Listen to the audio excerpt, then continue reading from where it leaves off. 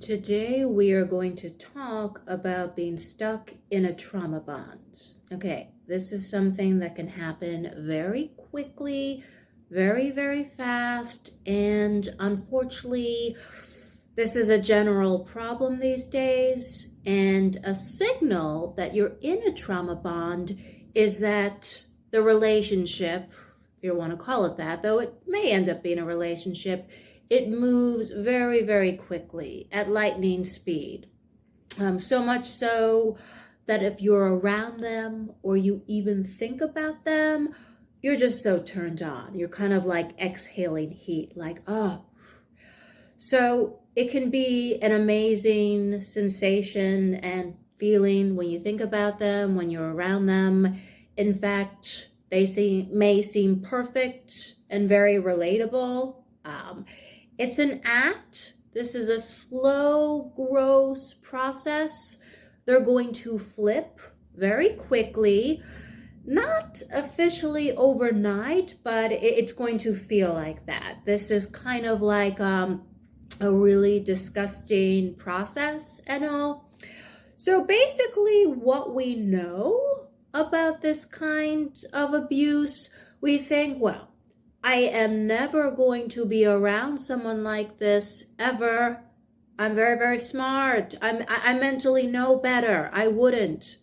So we're kind of relying on our intellectual brain as opposed to our emotional brain.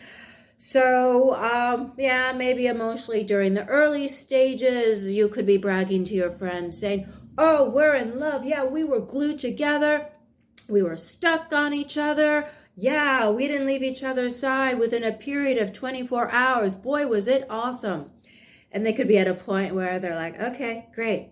Because they've had basically all they can take when it comes to hearing about it. That's all you've been saying for days.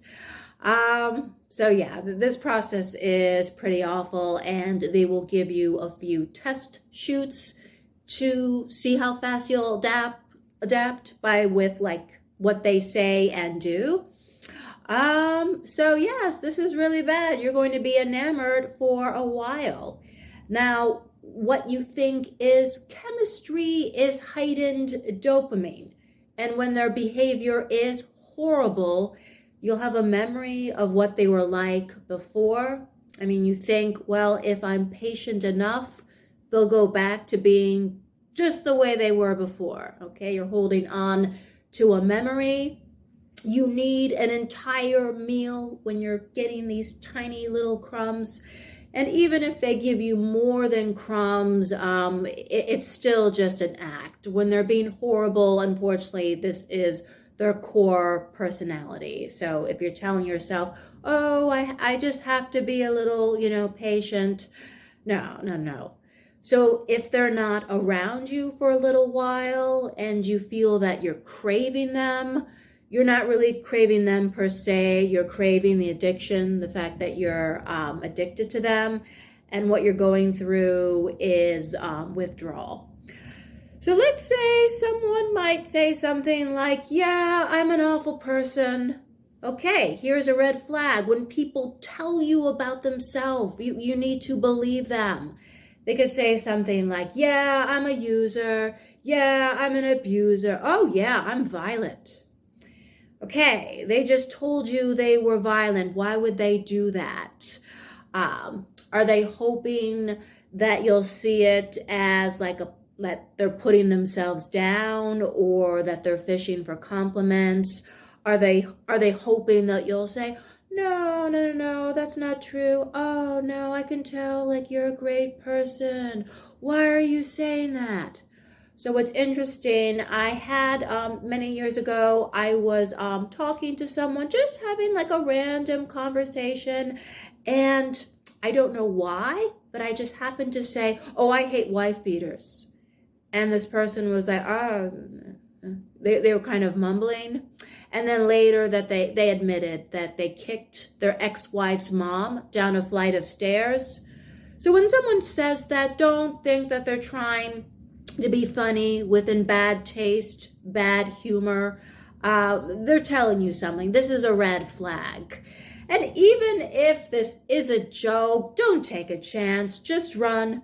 So during, the early part of the relationship, the early process, let's say you're on a date, you're in a restaurant, what are they like with the servers? Are they hurling insults? Are they being very demanding? That's another red flag if they're just, insulting everyone. So let's say when they decide to be abusive with you, they can decide that they're going to say anything they want. And then after the fact, they'll say, no, this is just something I say when I'm angry. It's not real. Not real, meaning they're not accountable. They can say and do whatever they want, whenever they want. Same thing with violence. And for that, they might apologize for it. They probably will. They'll say, okay, I'm sorry. I didn't mean it. It's never going to happen again. So this is when codependency is going to happen. You're going to be hooked onto the abusive, horrible dynamic. And then your whole goal in life for a while is to fix this at no cost, even if you lose your identity and everything about you gets embedded and fused onto them, into them, where you're like one and the same, one person, where they're pulling the strings. Now, when you want out, you might initially feel guilty about even thinking about wanting to leave. That's okay. That's part of the process. And it could take multiple times before you leave. Now, make sure you go no contact. This is forever. And with someone like that, if they're not violent, but they're manipulative enough, don't say to them, oh, by the way, I'm leaving, because they're probably going to convince you to stay. And if you take them back, they will be worse than they were before. Okay. So if this person is violent, it's okay if you leave with just the clothes on your back. Okay. They're going to try to suck you in. You need time to heal and take your power back. They, in general, would probably want you to stay away from your friends and family anyway. I don't mean to go too off topic, but they could be so crazy as to tell you that your mom and dad said, oh, yeah, they told me that they love your brother more. They always felt this way. And they told me to tell you, well, they don't want me to tell you this, but they said to keep it a secret that you're a horrible person, and they don't know how anyone would want to be around you. So they have enough sense to at least attempt to try to keep you away from them, because they know that relatives would say, what? What are you talking about? We never said that. What, is he crazy or something? And they could catch this person in the act of being or doing something horrible, and they'll step in and say, okay, don't do that. You can't talk to this person like this. Just, they'll say to you, stay away from this person. I don't know why they're acting like this. Maybe you should just come and talk with us. We can talk more about this and see where all of this is coming from. They're not that silly. They, know that would be awful for them. Okay. So when you do go no contact and you're in a position where you're safe, remember, you're going to feel off. You're going to feel guilty. That's all part of the process of healing. And remember, when you're gone, you are not missing them. You're just missing the addictive process. That's it. Okay. Thanks for watching.